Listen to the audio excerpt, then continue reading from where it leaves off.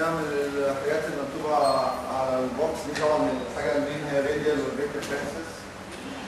هتبقى شوية حاجات صغيرة وبعد كده نتكلم عن الرينجز ان جنرال.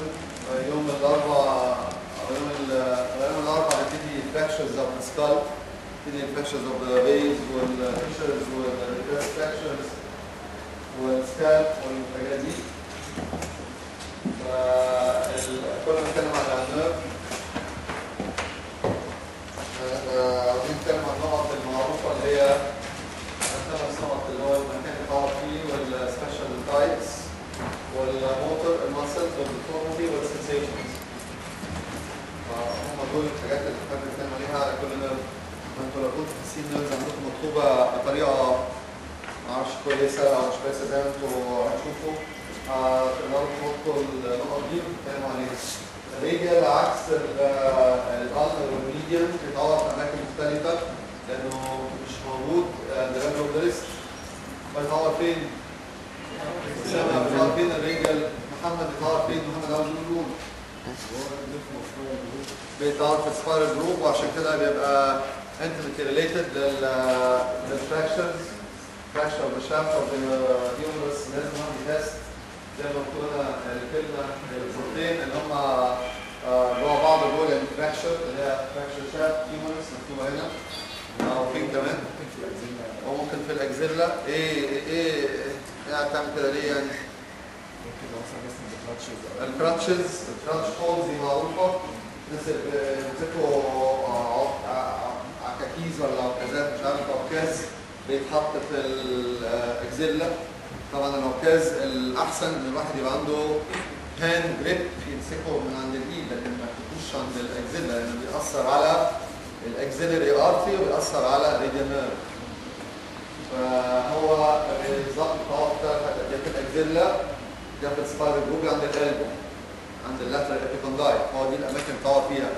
ما ينفعش واحد يقول بتقعد عند الريست، لان لو قال كده يبقى هو فاهم ان الراديال هيوصل لغايه الريست. الراديال عند الريست يبقى مفيش الراديال ملوش اي معنى خالص، يتقص يتشال يتعمل له اي حاجه.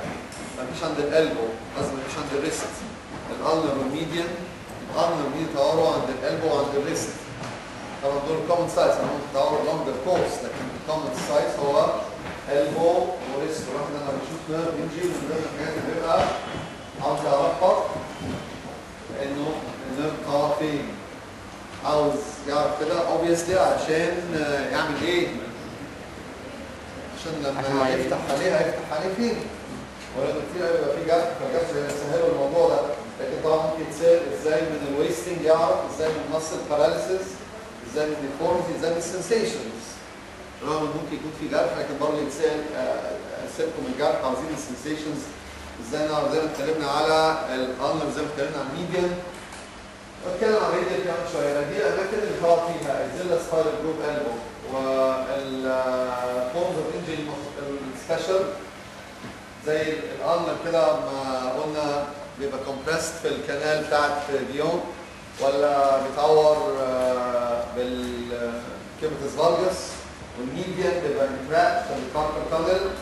الراديال له شويه حاجات بتعوره، شويه حاجات بتعوره. وقلنا امبارح العيانه اللي كانت عندها جانجليا كانت شابه صغيره قريبه واحد بيشتغل في المستشفى، المستشفى اللي بيشتغل فيها، فبيشوفنا طول النهار عنده جانجليون، عندها جانجليون. اخته صغيره بتذاكر في الجامعه عندها جانجليون، دخلنا عندها بالتورنيكيه طلعت عندها ريست راب. قعد بقى يطاردنا، عارفين بقى لما حد يبقى عمل حاجه وحشه في حد وقعد يطارده لفتره لغايه ما خفت. فممكن اقول واحد من التورنيكيه على الدراع يطلع عنده راديال نيرف انجري، الراديال بالذات. وفي الرجل ممكن كنا قبل كده عملنا حاجات في الرجلين في اللور اكستريميتيز بتورنيكيه يطلع عنده فود دروب، يعني اور اللاترال بوكيتير. فمعروف اللاترال بوكيتير اللي هو بيعمل فود دروب لانه بيبوظ السنسورز كلهم فيخلي الفوت دروبينج. مرات قبل كده كتير قلنا هو الفاكت ده مهم. الواحد لما يذاكر حاجه ما يذاكرش الحاجات اللي هو عارفها اكتر واكتر، يحاول يكونتر اكت بالطريقه دي، يذاكر الحاجات اللي هو مش عارفها مش اللي هو عارفها. ما تجيش بالحاجه اللي هو عارفها دايما، يبتدي بالحاجات اللي هو مش عارفها. الجابس عنده تقل، لكن كل مره ذاكر حاجه اللي هو عارفها وزود فيها، والحاجه اللي هو مش عارفها جه عندها وتعب وما عملهاش، يبقى دي هتبقى سايكل هتبربتويت نفسها، يزيد في حاجات ويفضل يقل في حاجات وتفضل المسافه تبعد كده. الحاجه الثانيه اللي هي الكراتشز، لسه محمد قال لنا الكراتش فولز دي معروفه، بتاثر على الاكسيلري ارتري، تسد الاكسيلري ارتري او تعمل فيه انيوريزم وتعمل راديال نيرف افكشن. الكراتشز المودرن بيبقوا عندهم هاند جريبس بيلبسوا الايد، مش بيتحطوا في الاكسيلري، بيتحطوا في الاكسيلري لازم يبقوا ويل بادد، لازم يبقوا ويل بادد علشان النيرف ما يبقاش مضغوط عليه قوي لان برضه ممكن يتاثر. الحاجه الثانيه طبعا اثناء العمليات انتوا بتشوفونا لما البني ادم بيبقى نايم على ترابيزه العمليات وايديه لازم تبقى دراعته، يعني ايديه يعني دراعه تقصد بيها اما تبقى جنبه اما تبقى على ارم ريستس، لانه لو هي مدلدله كده من طرف الترابيزه ممكن يتضغط على النيرف او ايه؟ ستريتش يتشد عليه. دي الحاجات المعروفه قوي قوي ان الواحد لما يدخل اوضه العمليات العين هينام، فلازم احنا مسؤولين عنه واحنا ننقله جلده، ما نكهربوش، ما نحرقوش، ما ممكن يجي يتحط له دايترمي يقوم يجي له بيرن في حته ثانيه، حاجه وحشه قوي ان احنا مسؤولين عنه وهو نايم لغايه ما يخرج هو مش حاسس بحاجه، احنا مسؤولين عنه. فلازم الواحد ياخد باله قوي قوي قوي من الحكايه دي، ان هو بيعمل جراحه، مش بس الجراحه هي المهمه، في حاجات ثانيه بتتاثر عن بعد، زي ما الواحد يحرقه بدايترمي ولا يمكن اكتر يكهربه لو كهرب ولا يفرقعه، ساعات الواحد يعمل دايترمي ممكن الموضوع يفرقع. طبعا الحمد لله ما حصلتش عندنا. والحاجه الثانيه اللي هي النيرفز، الارم ستور، لازم يبقوا على الارم ريست او باي ذا سايد، otherwise the nerve will be stretched، هيطلع عنده radial nerve paralysis، هيتحسن من كل حاجه. بس انتوا فكروا كده في وضعين، عيان عمل عمليه ومش هايل ورجع لحياته الطبيعيه في وقت قصير قوي، ولا واحد قاعد يعاني ويقلق لغايه ما الراديال نيرف بتاعه يتصلح. مفيش اي داعي ان احنا نأذي الناس عن قصد، لان احنا هم يتأذوا منا من غير ما نقصد، فاي حاجه نقدر نافويدر بنافويدر. الحاجه الثانيه اللي هي عامله كده بالظبط زي الناس اللي هم في كالتشرز او في بلاد مختلفه يروحوا اوفر ذا ويك اند يقعدوا يشربوا لقب حاجات الكحوليك ويجوا يترموا في الكرسي بتاعهم ودراعتهم ستاتش ويجي لهم ايه؟ الساتردي نايت باراليسيس المشهوره، الساتردي نايت باراليسيس. عارفين في بلاد كده لقوا الناس كلهم يوم الجمعه بالليل ويوم السبت بالليل راحوا على القبض وقعدوا يشربوا خرجوا مش عارف يعملوا ايه في بعض ويعملوا ايه، ولو حد البوليس مسكهم بيعملوا لهم على طول، السايقين بيعملوا لهم ايه؟ بيحلل لهم الالكحول في نفسهم على طول، ولو طلع عالي هيتحطوا في مش عارف ايه، فكانوا بيروحوا يترموا كده وايديهم تبقى مشدوده ويجي لهم ساتردي نايت باراليسيس. مش كاتبها هنا بس هي زي ستريتش. طبعا الانترنسي انجكشنز معروفين. If you are going to inject someone in their triceps, you may injure the radial. If you're going to inject someone in their gluteus, you may injure their sciatic. ما قلناش مع السciatic nerve. احنا ابتدينا بالنيرف بتاعت اللور اكستريميتيز عن اصل طبعا. احنا الستريس اللي هم بالظبط مهمين زي اللور زي الابر اكستريميتي. طبعا الشابتر بالهيومرس لما نبتدي العظم قريب، هنبتدي العظم ان شاء الله نعمل عظم قريب هنبتدي نعمله في الاشعاعات وبعد كده نكمله. الواحد لما يجي له في استقبال العظم سواء كان هو الاورثوبود الاورثوبيديك سيرجن او سواء هو النايب او سواء هو الامتياز او اي واحد ميديكال قاعد في الريسبشن بتاع العظم، طبعا العظمه بتستولى على ذهن الاورثوبيديك سيرجنز، لكن الاهم من كده حياه البني ادم، والاهم من كده الفانكشن بتاع الليم. حياه البني ادم ان في فراكشرز ساعات تعمل ايه؟ ساعات تعمل شوك زي الفيمو زي البلبس.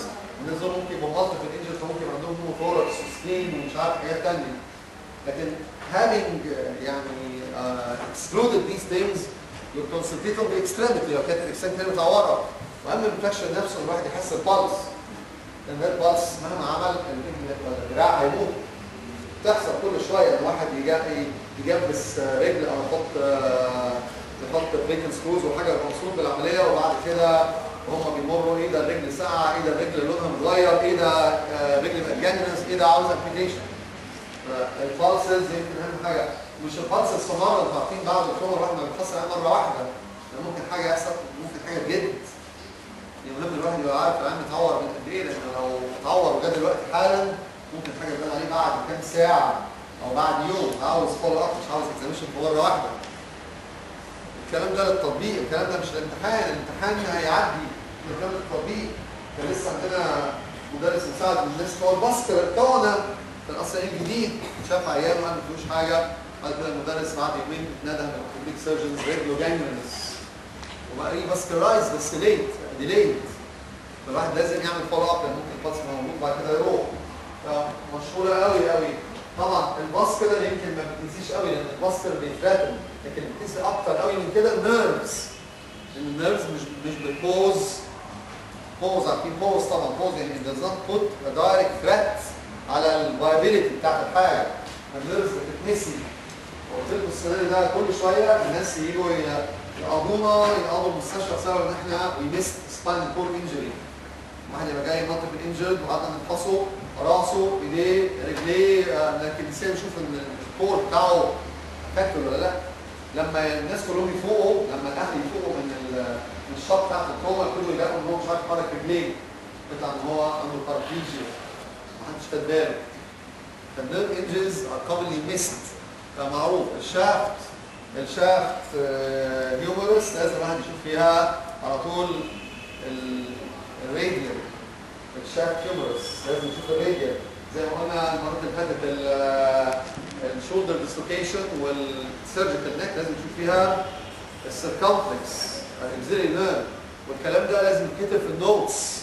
ان ذا بيست كيس سيناريو في المستشفيات اللي هي بتهتم بالكلام ده، الريجسترار ولا الهاوس اوفيسر ولا ايا كان لازم يكتب في النوتس، ولازم يدوكيمنت ان عند وقت ما كان جاي كان عنده النيرف بتاعه بتاعه. احسن العين يبقى شرير ويرجع يقول ده انتوا لو عطوني النيرف بتوعه تعملوا عمليه ولا بتثبتوا ولا اي حاجه. لو دوكيومنتد والعيان يتورى والاهل يبقوا عارفين، عشان ممكن برضه حد يقول ده لما حسوا ان في مشكله حد خد النوتس وزود فيها حاجات تريكس كده ميديكال ليجل كلها. يبقى البوكس دي كمان خلاص. يبقى هي كلين بوكس اولانيه اهي، وانذر كلين بوكس ما فيهاش اي شوائب. يبقى طبعا عندنا الديفورمتي، الماسلز الديفورمتي. الراديال نيرف هو النيرف بتاع زي ما قلت قبل كده بتاع ايه؟ بتاع الاكستنشن، هو اللي بيكستند القلب، هو اللي بيكستند الريست، هو اللي بيكستند الثumb، هو اللي بيكستند الديجيتس الدي ام بيز. The MPs, metacarpophalangeal, not the IPs. The IPs are extended by the lumbricals and the interosseae. فدي طبعا تريك الواحد لازم ياخد باله منها. فلما الواحد يبقى عنده راديال نيرف انجري يبقى عنده اللي هي الريست دروب. يبقى عنده الريست دروب. احمد تعالى وريني حصل كده قول لي انا عندي يعني اعوذ بالله ريست دروب ولا لا؟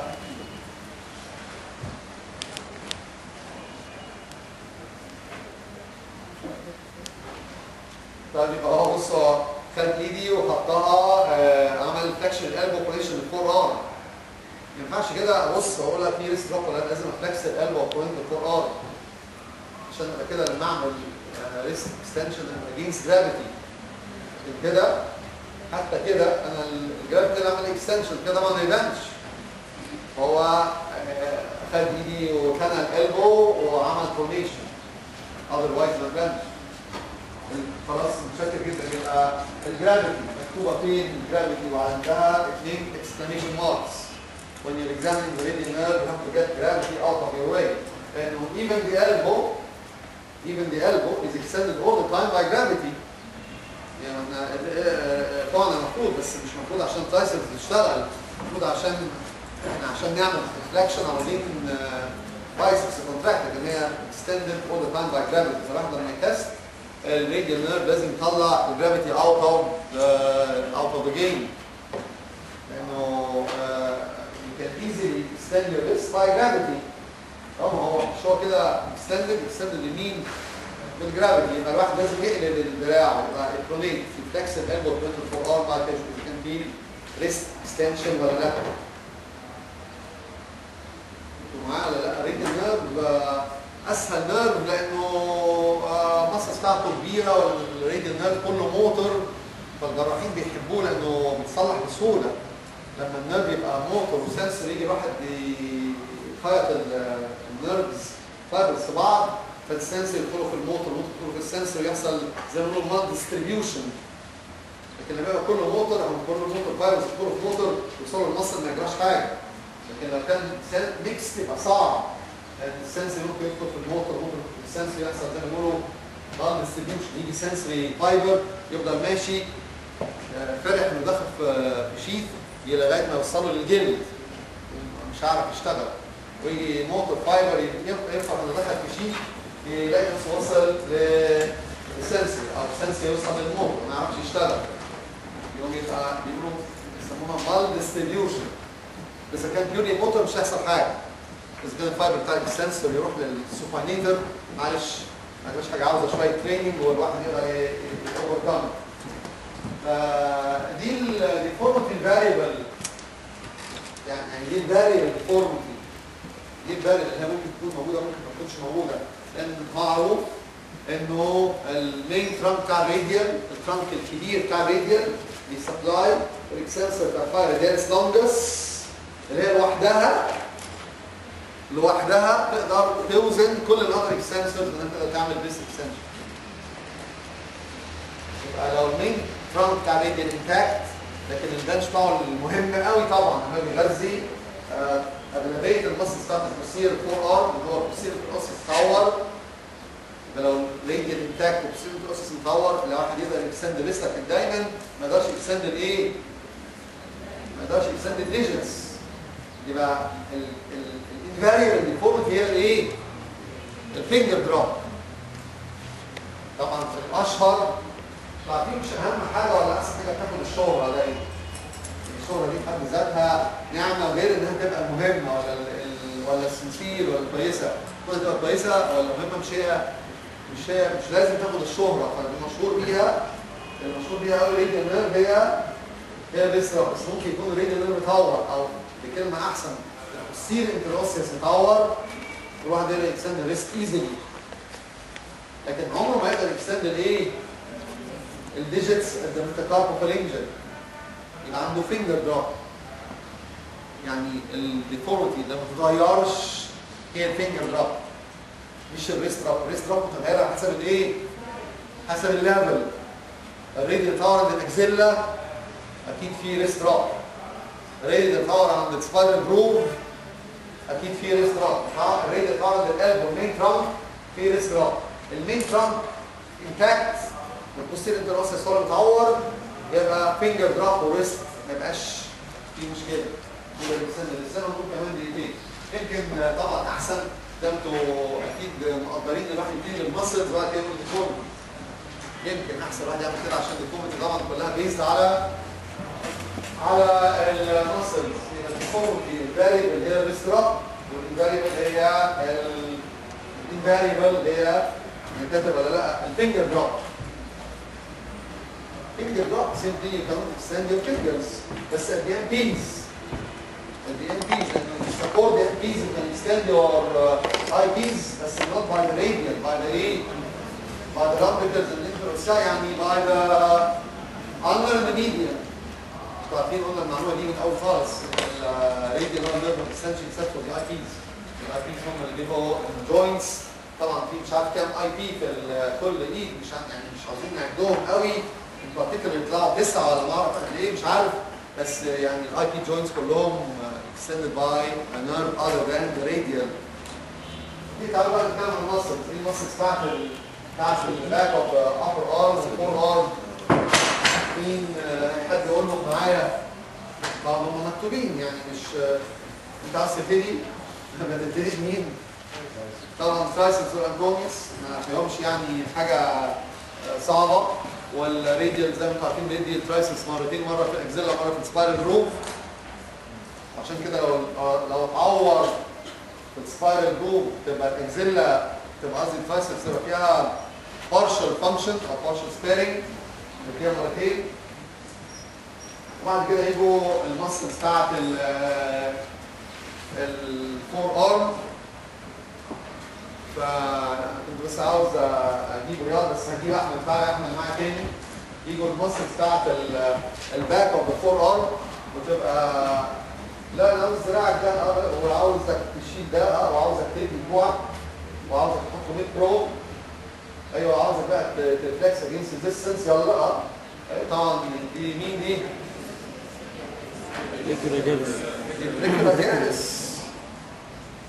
The brachioradialis is a reflection of the elbow against resistance in the mid pro. انت متضايق؟ طب يلا تاني اهي stand out اهي البراchioradialis. ما كتبتها ولا ما كتبتهاش؟ كتبتها. البراchioradialis معروفه طبعا. دي رايحه فين؟ لما لسه وبعد كده عندنا السوبرنيتر على نفس الحركه. السوبرنيتر انا هسلم عليه لا هو لازم يفرد جوه. لما فلتش القلب بتاعه يبقى هو ممكن يسوبرنيت بالبايسبس. ويبقى اذا كان فرد القلب يبقى لازم انا اخد بالي انه مش هحرك الشولدر، عشان ممكن قوي compensate for the fallacy of the supinator micronators by the movement of the shoulder. Internal and external rotation will compensate for pronation and supination respectively. عارفين؟ خلاص ممكن تقعد بعد كده لكن هتيجي تاني ممكن. الحركه بتاعت السوبانيشن الاقوى ودي الواحد بيربط بيها الحاجات. يجي يربط يستعمل سوبانيتر، والسوبانيتر الاقوى طبعا هي البايسبس. طبعا البايسبس قبل كده السوبانيتر بتاعه رفيع كده اي كلام، لكن السوبانيتر عشان يشتغل لازم يبقى فلكس. وفي فرق بين واحد يفحص حركه ولا يفحص عصب. لما يفحص حركه يبقى هو عاوز يشوف السوبانيتر البايسبس، لكن لو عاوز يفحص عصب يبقى هو عاوز يشوف يا ماسك كيتينيوس يا اما عاوز يشوف الراديال يبقى السوبانيتر بس. فلازم يحط العضله الثانيه اللي بتشتغل بنيرف ثاني بره الفانكشن. في فرق بين واحد يفحص حركه ولا يفحص عصب. اوكي، فادي الترايسبس والبريكيورادياليس والاكستنسور كارباليدياليس لونجس. طبعا اكستنسور كارباليدياليس لونجس كملي. اكستنسور كارباليدياليس ايه؟ بريفس. وبعدين كده وبعد كده اكستنسور انديسيس، وبعد كده ديجيتور، وبعد كده ديجيميني، وبعد كده اكستنسور كارباي اناليس. في حاجات الواحد لازم يبذل مجهود عشان ينساهم. دول نفس الكلام ان هم ما يتنسوش. هيتنسوا ازاي؟ اكستنسور كارباي اناليس، بعد كده اكستنسور ديجيميني، اكستنسور ديجيتورم، اكستنسور انديسيس، اكستنسور كارباي اناليس لونجس وبريفس. اللونجس لوحدها بتوزن الباقيين، بتوزن اي اكستنسور بتاعت الريست، لانها لوحدها تقدر تكستند الريست ولها خاصيه انها هي لوحدها مع البريكيورادياليس والترايسس سبلايد باي ذا مين ترانك. الباقيين كلهم بيشتركوا في البوستيريور انتروسيوس زي ما انتم عارفين. طبعا اصل المصل بتاعت الثumb المعروفين اللي هم عاملين الاناتوميكال سناف بوكس، اللي عاملين الاناتوميكال سناف بوكس. انتوا عارفين من ايام ما كانوا الناس بيستعملوا سناف بوكس عشان يشموا حاجات كوكين ومش عارف ايه. الاناتوميكال سناف بوكس معروفه. التندون اللي بيطلع لبره ده هو الاكستنسور بوليسس لونجس، والاثنين تنزل هنا الابدكتور بوليسس لونجس والاكستنسور بوليسس بريفس. سيرفيس انتيمي معروفه لازم الواحد يبقى عارفها. التندون اللي بيطلع لبره ده الاكستنسور بوليسس لونجس. الاثنين التانيين اللي هنا، في اثنين تانيين هنا عند الراديال ايه؟ عند الراديال ستايلويدز. ده في ديزيز هنقول الكلام ده لسه تاني. ده في ديزيز مشهور يجي فيهم اسمه مكتوب اسمه ديكر بانز. فاكرين ديكر بان قبل كده قلناه؟ نفس انا بتشاوري على مش عارف ليه ديكر بانز ستايلويدز ديكر بانز سينوسانوفايتس هنقول كمان الاثنين. دي التندون ده هنحكي عنهم دول. فدول المسلز بتاعت الباك اوف ذا فور ارم. يبقى كده لو انتوا تقعدوا كده في وقت من الاوقات اللي انتوا فاضيين فيه ما بين الحاجات، ولا اساسا انتوا منتقلين من حته لحته. اقعدوا كده فكروا في المصل بتاعت الدراع كلها، تيجوا كنتوا الدراع كنتوا عارفينه ولا لا؟ يعني في ترايسس وانكونيس، وفي بريكيراديالس، وفي اكسنسور بتاع البايراديالس. غير البريكيراديالس في اكسنسور بتاع البايراديالس لونجس، وفي برادس. فاذا كنا على الراديال سايد يبقى عندنا بعد كده الانديسز، الاكسنسور انديسز، يودينا للاكسنسور ديجيتورم، يودينا للديجيتي مينيمي، يودينا للاكسنسور كارباي النارس. طبعا في سوبانيتر، ما قلناش السوبانيتر، في سوبانيتر طبعا. ويجي على الثumb، يفضلوا بتوع الثumb، دول كلهم بتوع ديجيتس، يفضلوا بتوع الثumb، الاكسنسور بوليسز لونجس، الاكسنسور بوليسز لونجس اهي، الاكسنسور بوليسز لونجس اهي. اما الاثنين ماسلز عند التيب بتاعت الراديال ستايلويد اللي هم دول اثنين، دول الابدكتور بوليسز لونجس والسنسور بوليسز بريفيس. ودول اللي بيبقوا انفولد ساعات في الانفلاميشن، يدي للستات المتوسطين العمر او الكبار pain tenderness along the radial styloid or the veins of the thumb. يسموه ديكرفانز تينو سانوفايتس او ساعات تينو فاجينايتس. احنا قلنا فاجينا يعني ايه قبل كده؟ يعني شيء. ساروس لما تسمعوا تينو فاجينايتس غالبا refers to the fibrous sheath rather than synovial sheath. يقول عليه ديكرفانز ثايرويدايتس، قصدي تينو سانوفايتس. طبعا هنقول ثايرويدايتس عشان دي الكلمه اللي بنتعود عليها اكتر. ديكرفانز ثايرويدايتس، بتفتكروا ده يبقى انهي نوع ثايرويدايتس ده؟ ده الفيروس. الصبع كده اللي هو يجي ويخف لوحده، ما يبقاش فيه انتي بوديز، يبقى فيه اس ار عالي يتعالج يمكن بالستيرويدز، وغالبا بيبقى فايرال وبيريزولف، ويعمل ساعات ترانزيانت هايبر ما يريزولف. لا انا ما فاضيش، بس فيها حاجه صوتيه محمد ازاي؟ ازاي يا محمد صوتيه؟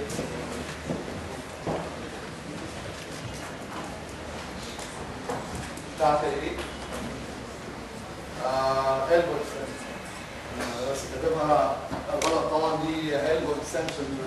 عندك حق طبعا.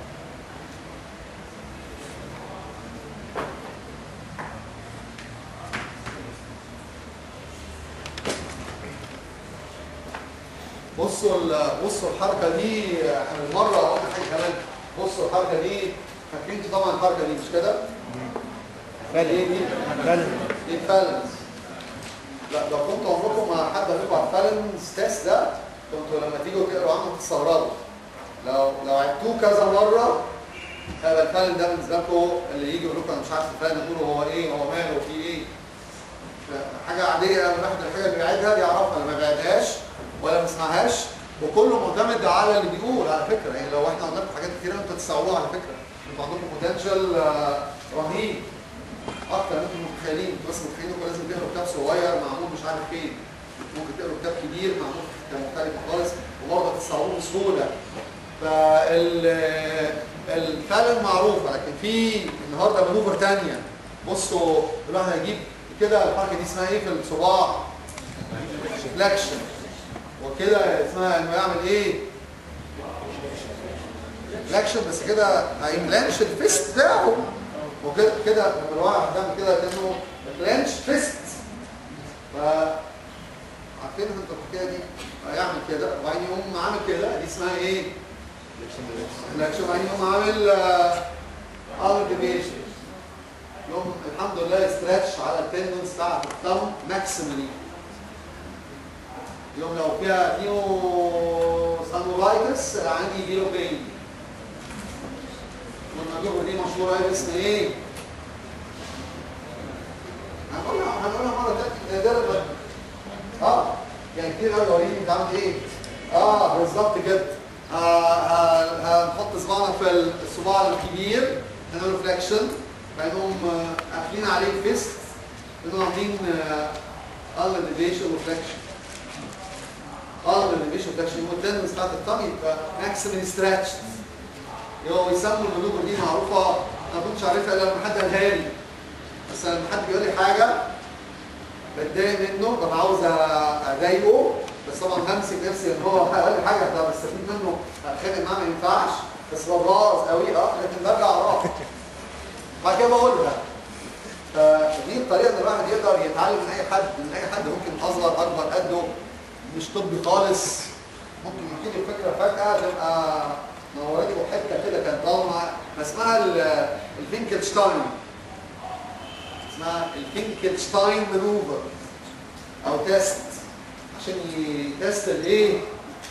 اذا كان في دينو سانوفايتس في الابدكتور بوليسز لونجس او اكستنسور بوليسز بريفيس اللي هو اسمه ديكر فانز ديزيز. ساعات حتى عندنا يبقى فيه دين سانوفايتس، يبقى فيه كريبيتس، واحد يحرك صباعه يلاقي فيه كريبيتس عليه. تينو في بس في ما حطيتهاش شرطه اسمها فينكلشتاين، مانوفر. الامتحانات اللي الواحد بيمتحنها بره الكليه بتاعتنا دي، ساعات في الكليه دي بقت بتوري يعني بتسال في المعلومات كلها متساويه، يعني اي معلومه كده ممكن الواحد يتسال فيها، مش لازم الواحد يتسال في معلومات كومن ولا خالص. الامتحانات المعتدله في معلومه الواحد يتسال فيها ليه لا؟ اسمها فينكلشتاين، اللي هو الواحد هيعمل تاني، الواحد هيجيب صباعه ويحطه في البالم بتاعه، صباع كبير يعني اكستريم فليكشن، ويغطيه بصوابعه، يعمل كلانش الفيست بتاعه على صباع كبير اهو، وبعد كده يقوم يعمل اندر ديفيشن وفليكشن، يعمل اكستريم ستريتش على التندونز، بالذات اللي هم مين؟ اللي هم بيبقوا انفولد في الديكر فانز تينو فاجينايتس او تينو ساينوفيايتس. تينو التندون طبعا، وفاجينا يعني شيء. هيريديوس ذا سيمبتومز، بيحصل بين. الحاجات دي كلها بين، يعني انا بعملها على ايدي بتوجعني، بتوجعني انها ستريم ستاتش، يعني هتوجع اكتر، او يمكن الواحد ما يقدرش يعملها. زي الفالن، الواحد يعمل كده 60 ثانيه هيريديوس ذا سيمبتومز بتاعته. فاحنا كده بالمره قلنا اللي بيقول عليه ديكر فانز تينو فاجينايتس او ساينوفيايتس، مش هتقولوا تاني ده. دول غالبا يبقوا ستات متوسطين العمر، يجي لهم pain along the radial side of their wrist على الستايلويد، يمكن يكستند في الفور ارم along the muscle، يمكن يبقى عندهم كريبيتس، الحركه بتوجعهم، والواحد لو عمل فينكلشتاين مانوفر عندهم pain، وطبعا علاجه ستيرويدز ولوكال ستيرويد انجكشنز، ويمكن ريليس غالبا بتروح لوحدها، فمش هنجيب سيرته مره ثانيه. وجبنا ليه اتكلمنا عليه دلوقتي؟ ليه اتكلمنا؟ عشان كان عن الماسلز، ودي الحته دي اسمها الاناتوميكال سيل بوكس. قلنا السيرفيس اناتومي، التندون اللي بيطلع ده هو اكستنسور بوليسز لونجس، والتندونز اللي عند الريديال ستايلويد، والاثنين للابدكتور بوليسز لونجس والاكستنسور بوليسز بريفيس. الابدكتور بوليسز لونجس مش ممكن تكون دي الابدكتور بوليسز بريفيس، لان الابدكتور بوليسز بريفيس موجوده فين؟ في الفيمر، ومعها البريفيس، مع الاكستنسور بريفيس. الابدكتور لونجس مع الاكستنسور بوليسز بريفيس. مين يبتدي المسلز من هنا؟ مين يبتدي المسلز من هنا؟ خالد يبتدي المسلز من هنا. الاكستنسور بوليسز بريفيس، الابدكتور بوليسز لونجس، الابدكتور بوليسز لونجس والاكستنسور بوليسز بريفيس، بالظبط كده. وبعدين وبعدين الاكستنسور بوليسز لونجس، البريفيس لسه كانت قايلينها، وبعد كده الاكستنسور كارباي رادياليس، وبعدين الاكستنسور كارباي رادياليس، ايوه، الاكستنسور كارباي رادياليس لونجس وبريفيس. في لونجس وبريفيس، ما هيش واحده. وبعد كده الاكستنسور انديسيس، وبعدين الانديسيس، وبعدين الاكستنسور ديجيتورا، وبعدين الديجيتورا، الديجيتيميني، وبعدين الديجيتيميني، وبعدين الاكستنسور كارباي الناس. يبقى هم دول الماسلز بتاعت الباك اوف الفور ارم، بالاضافه للديكو رادياليس، بالاضافه للسوبامينتر. يبقى هنعدهم مع بعض، هنعد الماسلز بتوع الراديال نيرف، المين ترام بتاعه بيسبلاي الماسلز اللي هم مكتوبين: الترايسبس والكونيوس والديكو رادياليس والتنسور لونجس. فاهم؟ وحاجه براكالس، قلنا البراكالس والماسلز اللي لها ايه؟ اللي لها الدبل نيرف سبلاي او ديول نيرف سبلاي. طبعا المين سبلاي بتاعها الايه؟ الماسكنتينيوس بتاع الفرونت اوف ذا ابر ارم، لكن تاخد كمان تويج من الراديال. صح؟ حته من البراكياليس بتبقى سبلاي باي ذا راديال رادي تويج للبراكياليس. دي معلومه صح 100%. يبقى ده المين ترانك.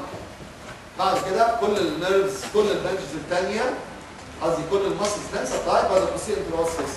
الراديال بيتقسم عند اللاترال ابيكوندايل السوبرفيشال راديال والبوستيريور انتروسيس. بيتقسم عند اللاترال ابيكوندايل البوستيريور انتروسيس اللي هو الحقيقي الراديال الحقيقي والسوبرفيشال راديال ملوش اهميه. يقعد يدي حاجات في الايد اللي انتوا عارفينها طبعا. الدورسن بتاع الهاند اللي هو يساوي الميديان قدام فبسبلاي من ورا، ولكنه لما بيتقطع ولا حاجه فبيبقى في سنسوري لاس عند الواب اللي هنا دي بس. فالراديال is considered for all practical purposes a purely motor nerve. The sensations are all overlapped. يعني التانيين احنا كنا بنقول فيهم شويه اوفرلاب، لكن ده اوفرلاب بشده بقى ملوش اي معنى. كل النيرفز دي ما هياش مهمه. فادي الراديال الماسكس بتاعته، ادي الموتور وادي الديفورميتي وادي السنسيشنز عشان نخلصوا ونبتدي نتكلم على شويه حاجات ثانيه. طبعا البروجرس اللي هو بيسيب بس كده يفتكر احنا خلصنا كتير بس ما خلصناش ولا حاجه. كان في اي حاجه ناقصه ولا مفيش؟ سبيشال فاهم؟ سبيشال تايبس.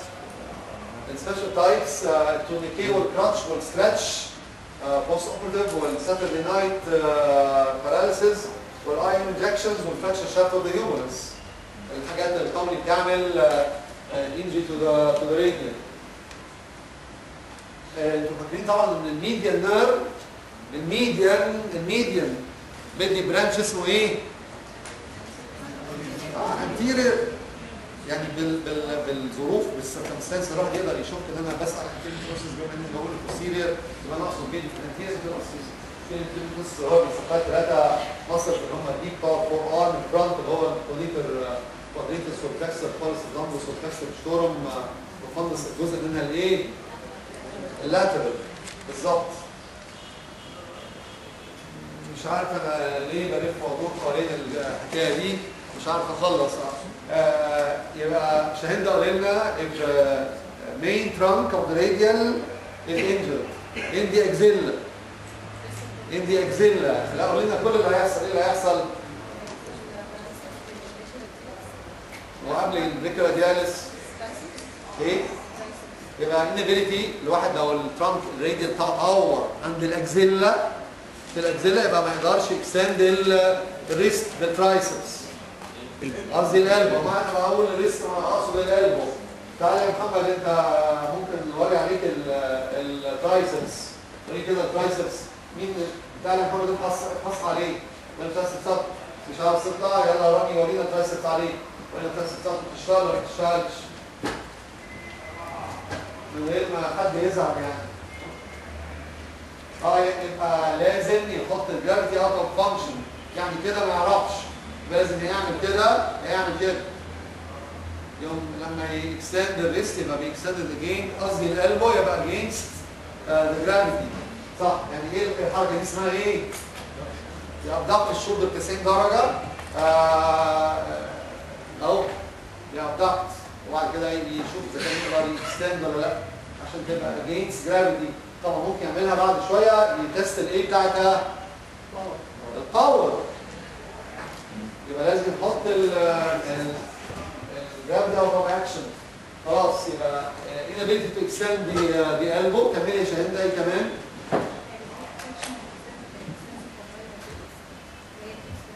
لا او لسه البريكرادياليس يبقى paralysis of the brachioradialis اللي هو اللي بتبان في الفلكشن اوف ذا ريست قصدي of the elbow against resistance in the mid prone. وبعد كده ايه كمان؟ extensor carpaladialis longus inability to extend the wrist. وبعد كده ايه كمان؟ inability to extend ايه؟ the thumb and the digits at the MPs. يبقى الترانك اوف ذا radial لو اتعور في الاكزيلا كله هيبقى paralyzed. الترايسبس ما بيعرفش يفرد الالبو. البريكورادياليس ما بيعرفش يفرد الريست. ولا صباع كبير ولا صباع عند الام بي جوينت. طبعا السوبانيتر.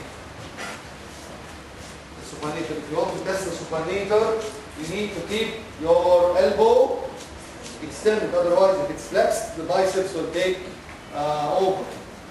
And if you extend the elbow while testing supination pronation, you need to check that the shoulder is not moving. Otherwise, you will compensate for the pressure of the supinator by the external rotation of the shoulder. If you want to compensate for the pronators, you internally rotate your shoulder. انتوا معايا ولا لا؟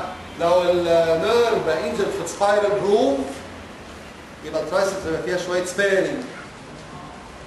لو البوستير انتروسيوس هو اللي اتعور يبقى الترايسبس هتبقى سبيرد والريكارديالس هتبقى سبيرد والريست اكستنشن هيبقى سبيرد. اكستنسر كمان ده صم.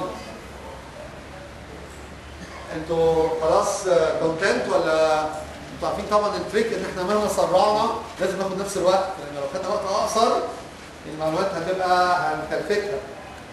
خلاص نكمل على حاجه ثانيه ان شاء الله. الماسلز دول كلهم معروفين. بعد كده هنتكلم على الديفورميتي قلناها والسنسيشنز.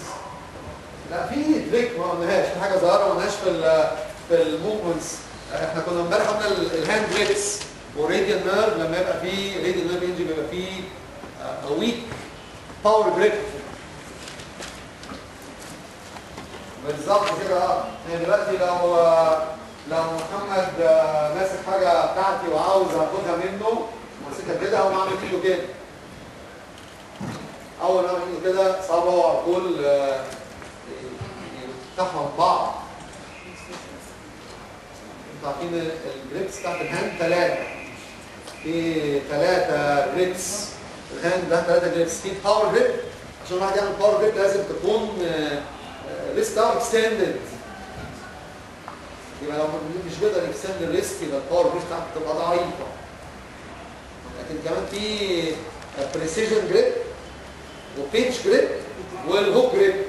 الهوك اللي الواحد يمشي ماسك بيها شنطه ولا اي حاجه لها هاندل. فيبقى عنده ويك هاند جريب. الباور جريب بتاعته تبقى ضعيفه، عشان الباور جريب بتاعته تبقى قويه لازم يقدر يكستند الريست عشان يعمل شويه ستريتش على الفلكسورز. يعمل شويه ستريتش شويه كونتاكت احسن. فيبقى سبورتد، الريست بتاعه يبقى سبورتد. السنسيشن بتاعت الراديال لما بيبقى طبعا الراديال بيدي اللاترال 2/3 بتاعت الدورسم واللاترال 3.5 digits بتاعت الدورسال سيرفيس. The nails belong to the palm and not to the dorsum. When the radial nerve is injured, the sensory loss is simply over the first dorsal interosseous space, a very small area. طبعا الراديال بيدي كمان، الراديال نفسه بيدي كمان الايه؟ الباك اوف ذا ارم واللاتر سايد اوف ذا ارم والباك اوف ذا فور ارم. يعني بيسبلاي مش بس السنسيشنز دي، السنسيشنز دي through its superficial radial، لكن بيدي برانشز بتسبلاي ذا باك اوف ذا ارم posterior cutaneous nerve of the forearm، وبيدي برانشز بتسبلاي ذا posterior aspect of the arm and the lateral aspect of the arm. الراديال كده الحمد لله خلص. خلصنا عملنا بروجرس شفناه بجد النهارده كويس. راديال نيرف خلاص. بيكر بانز ديزيز او كينوسانوفايتس خلاص. هاند جريبس خلاص. امبارح كنا بنتكلم على الكومبليت فلو وكان في مكتوب من ضمنهم ulnar bursitis. فانتوا عارفين طبعا ان الفلكسر تندونز اللي موجودين في الكاربال تانل بيبقوا surrounded by a synovial sheath that is common for all of them that we call the ulnar bursa. مش انتوا عارفين المعلومه دي ولا لا؟ الصباع الكبير الفلكسر بالسز لانجز بتاعته لها synovial sheath لوحده اسمها الايه؟ الراديال bursa. لو الulnar bursa بقت inflamed اكيد التندونز هيبقوا في سبازم عشان يدوا سبيس يتجمع فيه فلويد جوه البرسه. لو الواحد فرد هتبقى مشدوده، لكن يوم سوا يتنوا يكون عنده فلو هاند. ما عندوش انتوا الكلام ده معايا بالظبط. عندنا بنتكلم عن النر بريسايتس، بعد كده هنتكلم عن ريكال تكسس، وبعد كده الحمد لله نبقى واقفين هنتكلم على الجنرال بتاع النيرف انجريز. عارفين في كام في فلكسرز كام لكل ديجيت؟ لكل ديجيت كام فلكسر؟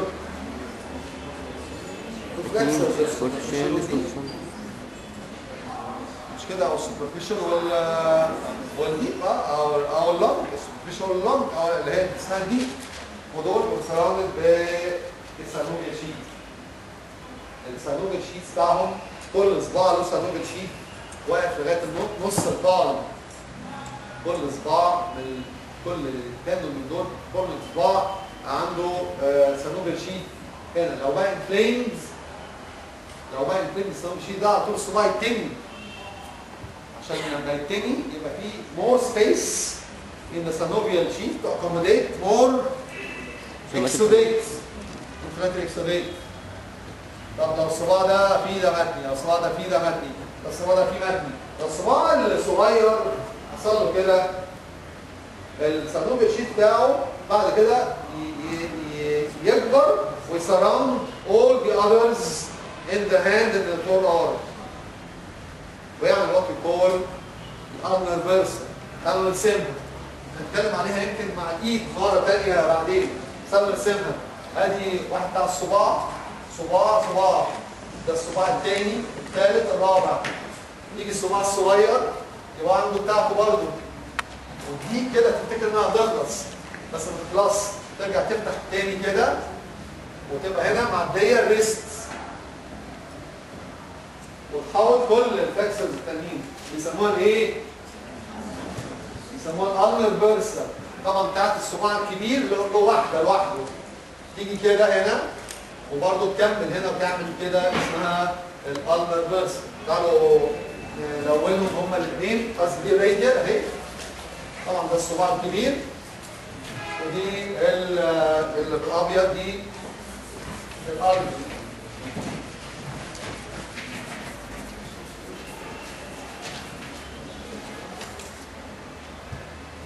طبعا ده الريست، هنحط ده الريست الفلكسر ريتيناكولم، وحته منه هتبقى في الفور ارم وحته منه في الايد.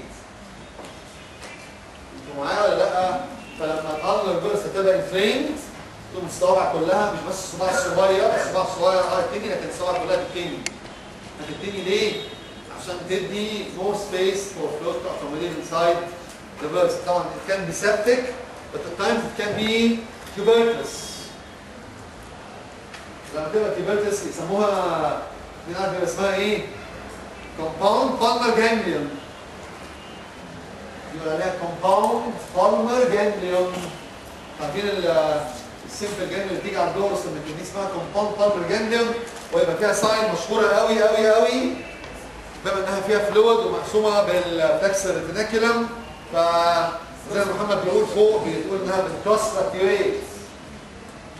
الواحد يحط له فوق الريتيناكولم وايد تحت الريتيناكولم ويدوس تحت، تلاقي الحته اللي فوق طلعت، او يدوس فوق يدوس عند الايد يلاقي الحته اللي في الفور ارم طلعت. اسمها كروس فراكتيريشن. كومباوند بالمر جانجليون. كومباوند بالمر جانجليون، قلنا كلمه جديده كمان دلوقتي. طبعا السيمبل جانجليون هي الاشهر، اللي هي اللي بتبقى على الدورسال والهاند والفاريكانس، مالهاش اي معنى. لكن الكومباوند بالمر جانجليون بتبقى tuberculous affection of the ulnar bursa، لكن ممكن تكون septic. لما بتبقى tuberculous بتدي اللي هو بيقولوا عليها الكروس فراكتيريشن، وبتبقى septic بتدي form of the claw hand that reflects the digits. يبقى كده كمان دي خلاص. امبارح طبعا لما طلعت فوق كانت العيانه اللي عندها دي راحت تعمل دوبلكس، والناس اللي كملوا معايا كلينيكال شافوها. فانتوا قبل ما تطلعوا تبصوا عليها النهارده هنتكلم نشوفوا كانت موجوده ولا لا، عشان ناخد احتراس بدل ما تكون هي مثلا حصل لها حاجه بالليل ولا حاجه وهتطلعوا تبصوا عليها. واضحه قوي، رجلها ورمه جدا وزرقاء، وهتطلعوا تبصوا عليها. بس لما نتكلم نسال باكر اذا كانت لسه موجوده ولا لا. بعد كده عاوزين نتكلم عن بريكيال بلكسس. خدوا راحه دقيقتين كده عشان نتكلم على صعب قوي. في ناس نيورو سيرجنز متخصصين في البريكيال بلكسس ريبيرز، لان طبعا لما الواحد يجي له اعوذ بالله بريكيال بلكسس انجري بتبقى ريبيرز هيبقى عليه وقت طويل قوي، استنى وقت طويل قوي عقبال ما النيرفز بتريجنريت. انتوا عارفين النيرفز بتريجنريت بريت قد ايه؟ ملي في اليوم، بعد راحه اسبوعين ثلاثه، وبعد راحه اسبوعين ثلاثه لغايه ما توصل الريت. يعني بعد ما الواحد النيرف بتاعه كلها يتعور هيبتدي يكبر الاكسون بعد حوالي 10 ايام. يقعد يكبر الريت ملي طبعا لما يتعور من هنا عشان يوصل للايد مش عارف هيبقى هياخد كام سنه، ولما يوصل للديستنيشن بتاعه في الفاينل هياخد اسبوعين ثلاثه عقبال ما الحاجه تبقى ليفل. ده الريت بتاع النيرف هيلينج. ففي يعني اتس بروبلم لما يجي لنا عيان عنده بريكيال بلكسس انجري في الطوارئ تحت، تبقى مشكله. لازم يبقى في حد فيري انترستد وديديكيتد انه يقعد يصلح الناس دول البريكيال بلكسس. يقعد يلاقي انتوا عارفين بريكيال بلكسس ارقامها معروفه 5 3 6 3 5. عارفين دول 5 5 3 6 3 في الوسط. ايه ده؟ 5 في الاول و5 في الاخر و3 6 3. عارفين نقول يا ساره ايه الخمسه؟ 5 في الاول خالص اللي هم ايه؟ 5 روتس. 5 روتس 5 6 7 8 1. 5 روتس و5 تيرمينال برانشز. انتوا كلكم عارفينهم اللي احنا اتكلمنا عليهم بقى لنا الحمد لله اسبوع بنتكلم عن النيرفز الحمد لله واكثر. راديال والنر وميديان وماسكوتينيوس وسيركمفلكس. 5 تيرمينال برانشز و3 ايه؟ روتس تحت الشجره بتعمل ايه؟ ترانك. 3 ترانك 3 ترانكس. بعد كده ايه؟ كل ترانك يتقسم لاثنين ديفيجنز، يبقى الفيو بوستيريور يبقى 6 ديفيجنز و3 ايه في الاخر؟ كورس ميديال ولاترال بوستيريور. فيبقى 5 روتس و5 برانشز تيرمينال طبعا لها برانشز ثانيه. 5 تيرمينال برانشز و5 روتس و3 ترانكس. الروتس يعملوا ترانكس. الروتس يعملوا ترانكس. بعد الترانكس يعملوا ديفيجنز والديفيجنز يعملوا كورس. 3 كورس ميديال ولاترال بوستيريور، وطبعا ديفيجنز كتير بوستيريور كل واحده، والترانكس. البريكيال بلكسس عندنا بتعوض باثنين وثلاثه باترنز. هي كلها تبقى حاجه وحشه قوي.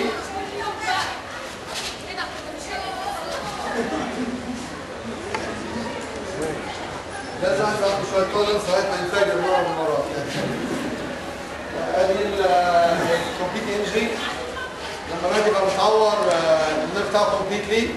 البريكيال بلكسس بتاعته كلها يبقى عنده سنسيشنز بس في الحته بتاعت الميديال سايد اوف الابر ارم لغايه الالبو اللي هي بتاعت انهي نيرف دي. عارفين لما الواحد يعمل ماستكتومي يقعد النيرف اسمه انتركوستال بريك. اسمه انتركوستال بريك عشان انتركوستال نيرف وجاي سبلاي حته من البريكو. دول اصحابهم السنه الجايه ما تقولوش انا هيبقى عندنا يشتغلوا في الاسم ما تقولوش. النهارده هيعملوا معانا كده بس بكره يبقوا اصدقائنا. هيبقى حته بس صغيره قوي انتركوستال بريك يعني. لكن النيرف انجري المشهوره قوي اللي هي اللور روتس اللي هو سي 8 وتي 1 تاثر على ممكن البريكيال بلكسس تتاثر الحته التحتانيه اللي هي سي 8 تي 1 مشهوره باسم ايه؟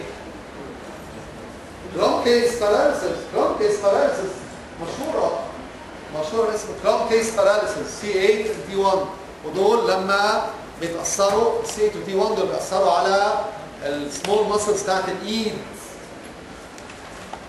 دي من ضمن الاسئله في النيورولوجي المشهوره اللي هو ويلسون والسمول ماسلز اوف ذا هاند. في النيورولوجي انا ما اعرفهاش، انا بفكر من ناحيه جراح نيرف اتعور، لكن هم بيفكروا من ناحيه حاجات بقى في السباينال كورد ولا في الروتس ولا حاجات ثانيه خالص. لكن كل علمي بالموضوع انا ولا نيورو سيرجن ولا نيورولوجيست، انا جراح بشتغل حاجات ثانيه خالص، فكل فكره هيبقى هو في حاجه مقطوعه ولا لا، مفيش هعملها لهم على طول. فالسي 8 والتي 1 اللي هي ان افكت تعمل كومبليت لو هاند.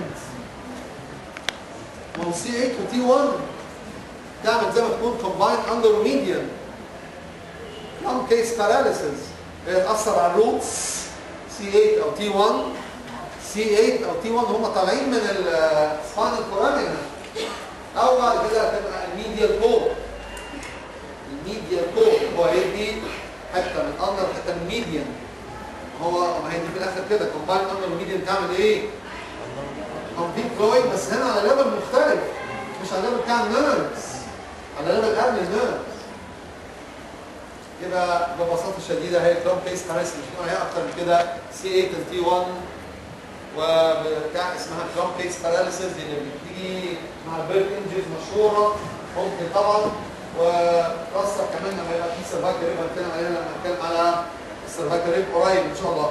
لكن في الثانيه اللي هي الارب ماشين اللي هي تاثر على سي 5 و6 سي 5 وسي 6 اللي هي البيرد انجري المشهوره قوي اللي بيبقى فيها البورترز والويت ستيب ديفورميتي، اللي يبقى الدراع يبقى مفيش دلتويد، مفيش سوبراسبانيتس انفراسبانيتس سبسكابيلاريس تيرس ماينور وتيرس ميجر، ويبقى الدراع يبقى برونيتد وابدكتد، ويبقى الالبو يبقى في فلاكشن، الريست يبقى في فلاكشن، هي البورتر ستيب ديفورميتي. الارب ماشين اللي هو سي 5 وسي 6 اللي هم فوق، والكلوم كيز اللي هي سي 8 وتي 1.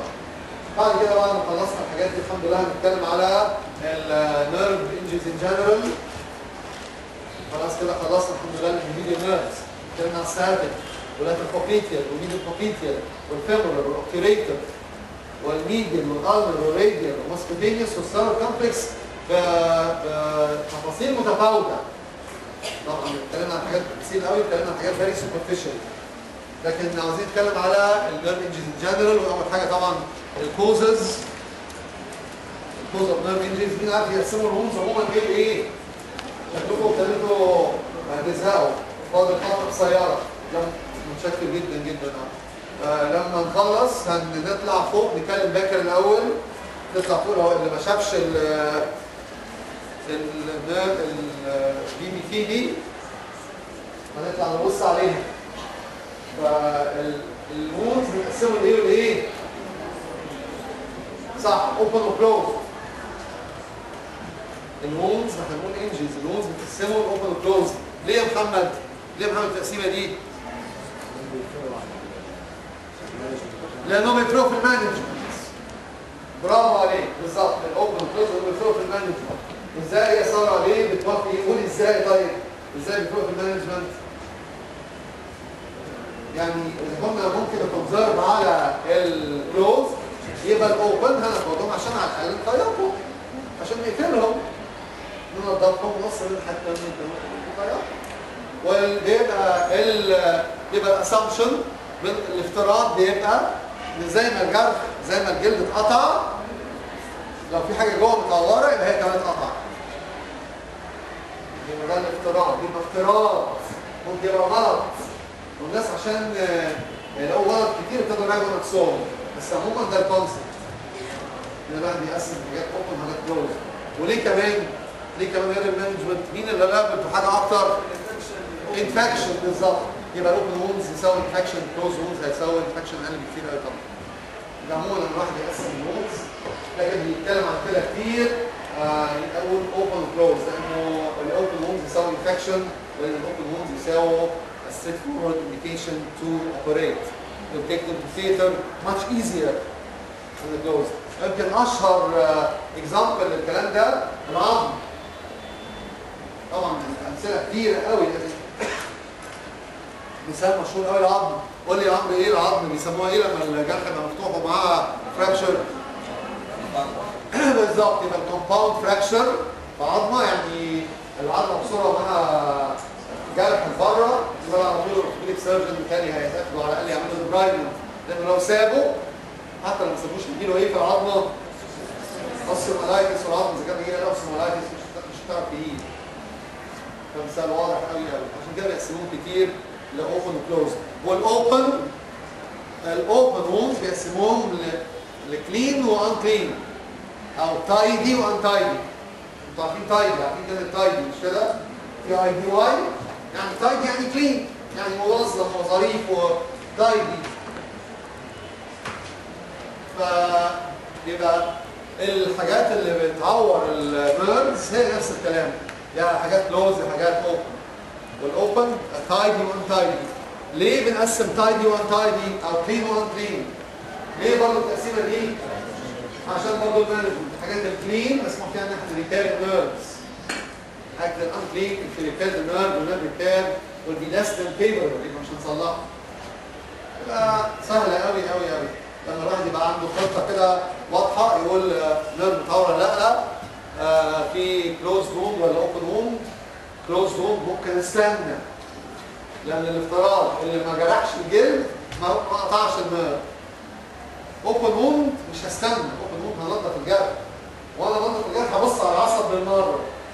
لو كانت ظروف الجرح تسمح هصلحه، تسمح يعني الجرح نضيف، لو ما تسمحش يبقى اعلمه واسيبه واعمل له ريبير بعدين. بيقولوا عليها ايه وايه دي؟ برايمري نيرف سوتشر وسكند نيرف سوتشر. يبقى سهله قوي قوي. عايزين ندي اكزامبلز. يبقى احنا قلنا الكوزز كلوزد واوبن، والاوبن تايدي وان تايدي. وطبعا الريليفنس بتاع التريتمنت اللي انتوا فاهمينه بوضوح شديد الحمد لله. كلوزد انجريز للنيرفز طبعا لسه قايلين لسه منهم طويله مع راديال.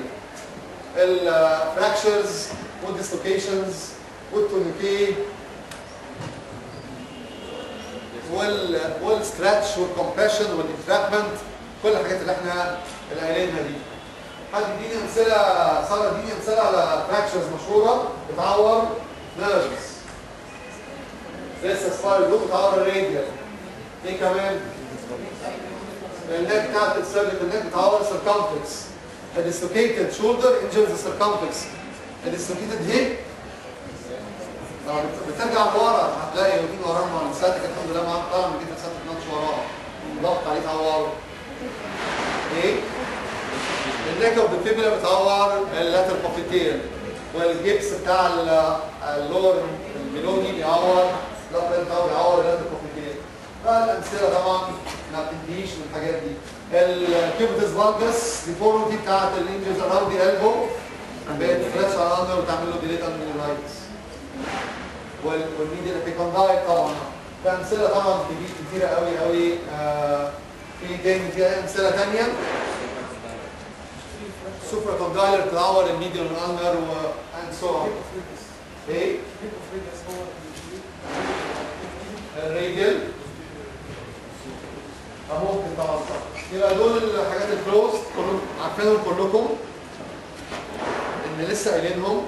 الفراكشرز والديسلوكيشنز والتورنيكيز والكاستس، واذا كان النيرف بيبقى كومبريست او ستريتشد كلكم اواب ان ازاي ساعات الواحد ينام في وضع معين او يقعد فتره طويله يقوم رجله او ايده نام وباراستاتيك ان مينيت ديسابيرز. وطبعا الحاجات الاوبن تايدي وان تايدي زي كات وونز. cut wounds are very famous injuries. The cut wrist, a stab around the course of the nerve, a gunshot, a shotgun. الشotgun اللي هو الخرطوش. هو الخرطوش يبقى مليان pellets كتير قوي ويدخل ويبقى فيه pellets جوه كتير ويعور large area of the skin ويبقى فيه multiple entry sites بس كلهم of very low penetration. الا لو واحد جاب خرطوش وضربه كده، لو ضربه كده الايد هتتفرتك، لكن لو ضربه من على السلافه مش هيبقى لها بنتريشن، ده كلها سوبرفيشن. فدي كلها اكزامبلز اوف نيرف انجز. قلنا الانجكشنز وقلنا الكلام ده كله. الباثولوجي هي المهمه. الباثولوجي بتاعت النيرف انجز طبعا في تايبس اوف نيرف انجز. او في ثالث نيرف انجري. فالثلاث انواع معروفين اللي هم مكتوبين. ساعات الشيف بتاع النيرف يتقطع والاكسل يتقطع الاثنين، يبقى اسمها ايه؟ نيوروتيمسيس. دي اسمها نيوروتيمسيس. ساعات بما ان الشيف مور ريزيستنت والاكسل مور فولنربل، الاكسل يتقطع والشيف يفضل انتاكت، دي اسمها اكزوتيمسيس.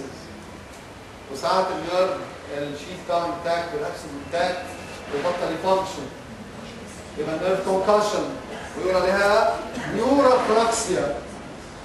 مين يعرف يفسر لي كلمه نيوروبراكسيا؟ نيورو يعني نيرف، وايه يعني مفيش براكسيا فانكشن. لو قلت نيوروبراكسيا يبقى معناتها نيرف فانكشن. نيوروبراكسيا مفيش فانكشن. براكسيا يعني فانكشن، يعني نو، ونيور يعني مش هنقول نيورو ابراكسيا، مش هتنفع، هتبقى نيوروبراكسيا. هو ثلاثه فورمز. وطبعا ده احنا رسم اكسون واحد والشيت بتاعه. في النيوروبراكسيا في انتاكت اكسون انتاكت شيت، مفيش نيرف كوندكشن. النيرف مش بيكوندكت، يفضل كده اسبوعين ثلاثه بعد كده يريكفر. اسمها نيوروبراكسيا. دي ابسط انواع النيرف انجز. واسمها طبعا الثاني اسمها ايه؟ نيرف كونكشن. زي ما احنا بنفهم فور السو، فما يبقاش فيه ريتيكولار فورميشن فور فيو سكندز فيقع انكونشس وبعد كده يريكفر. بتحصل لما نشتغل حوالين نيرف. مين يدي مثال؟ ايه؟ الباراتيد مع الفيشل والثايرويد مع الكاونتر رينجر. ده مثال هايل. واحد يعمل ثايرويد سيرجري بعد العمليه يفضل اسبوعين ثلاثه او اكثر صوته هوس، بعد كده ريكفر. مش عشان النيرف اتقطع، عشان في نيوروبراكسيا. واحد اكتر من كده، واحد يبقى عنده باراتيد نيوبلازم والجراح شالها وشال عمليه هايله والفيشل نيرف ما اتعورش، لكن يخرج من العمليه بقه مدلدل وبيسلايفيت وعينه مفتوحه وبعد كذا اسبوع كان شايل امياتهم هيروح. طبعا العين بيبقى قلقان والجراح بيبقى قلقان اكتر، لكن اذا كان شاف النيرف ما بيلاقش، يبقى بيلاقي شور. بس لو ما شافش النيرف طبعا ما يقدرش يعمل عمليه من الاول. محدش بيعمل باراتيد الا لما يشوف الفيشل نيرف. الاكزامبلز معروفه بتاعت النيوروباكسيا والريكفري. الاكزوموتيمسيس معروفه. الاكزوموتيمسيس ايه اللي هيحصل؟ الاكسون هيموت، الشيت هيفضل انتاكت. بعد 10 ايام يكون الديستال اكسون حصل له ديجنريشن، اختفى. اسمه ايه الديجنريشن ده؟ ولارينج ديجنريشن. فيختفي الاكسون، هيختفي الاكسون فعلا هيروح، وتفضل الامتي انتاكت شيت. ده يمكن كمان الديجنريشن يمتد لفوق لغايه اول نقطه براون هيد اللي هي الجنكشن بين اشوان سيل النظر، اللي هي باينه هنا الحته الديبريس دي، يقول عليه لاتروجريد. انتوا مش معايا. النيرفز ما بيكتبوش كده. زي ما انتوا عارفين النيرفز الديستال شيتس بتاعتهم بتفضل، والاكسون بيبقى عايزه يكبر جوه الديستال شيت لغايه ما يوصل للديستنيشن بتاعه.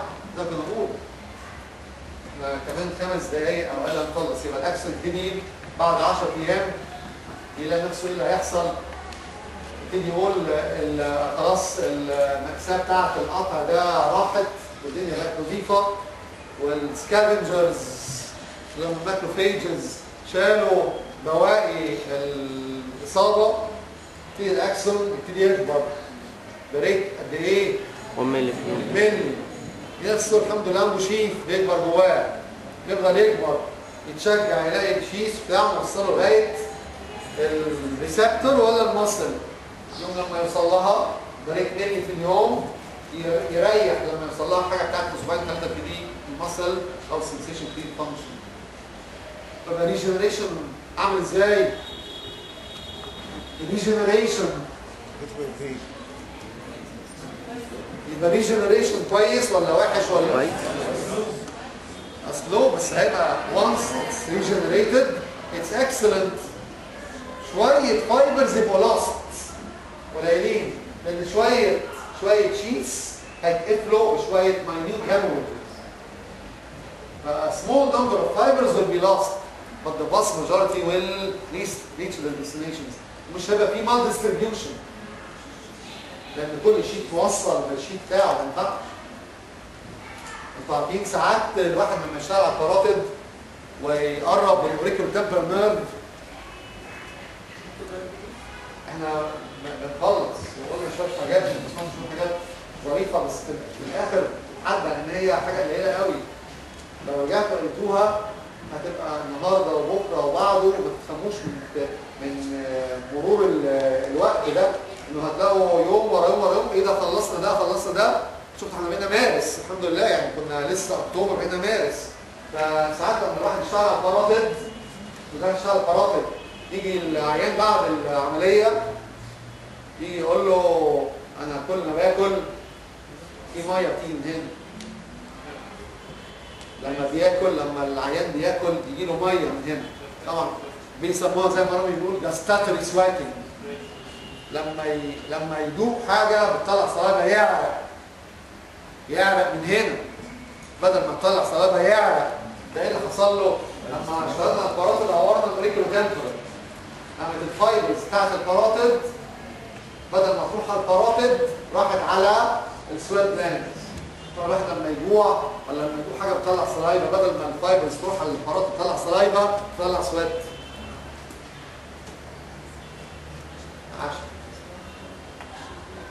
هنقولها تاني، بس هي كل المقصود بيها ايه؟ المال ديستريبيوشن.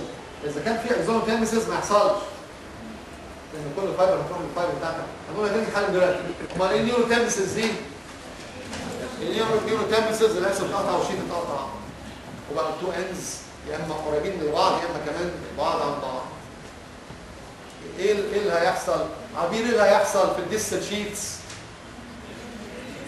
بعد 10 ايام يبقوا فاضيين مستنيين قدوم الاكسون.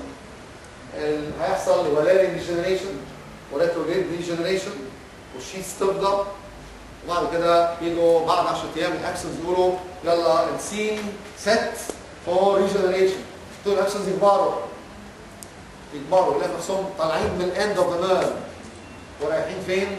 نوير، مش رايحين حته، ويلاقوا عملوا بالك مع بعض، ممكن تبتدي تظهر نيوروما. فبقى وجود النيوروما معناه ان النيرف ايه؟ اتقطع. بالظبط. شو ساين النيرف اتقطع، حتى منه مقطوعه. والناس يفضلوا مستنيين ريجنريت، ما بيحصلش.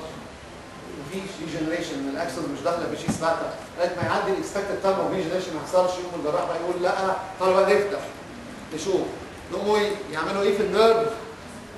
يعملوا نيرف سوتشر، يوصلوا النيرف في بعض.